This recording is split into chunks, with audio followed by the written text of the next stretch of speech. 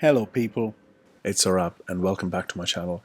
Today I'll show you how I repaired my punctured tire. Okay, so I use this toolkit which I bought from Amazon, and this included all the stuff which you'd ever need to repair your tire when you're out and about.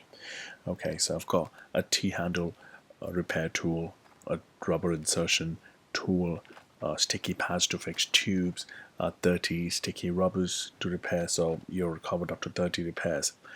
Okay, so I started off by taking the nail out, which I saw a couple of days ago, and it wasn't the big nail, but again it was big enough to do a small slow puncture. So I started off by taking the nail which wasn't in right away, but again it did the damage.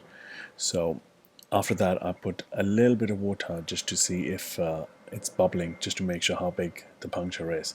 It did bubble, so I started off with the repair. So first of all, what I did was I used the T-handle repair tool.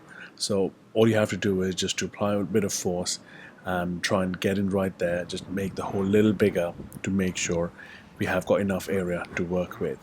So after 5 or 7 minutes, because I was doing it for the first time, so I was being really careful, so after 5 or 7 minutes I managed to get in there, and then after that you need to use the rubber strips and the rubber insertion tool. So all you do is just take the rubber sticky pads out and try and insert it into the insertion tool mouth. So it can be a bit tricky depending on what the weather is like, how warm is it outside, because it's really sticky and it expands with heat as well. So just take your time, put it right in there and just make sure it's right in the middle of the nail.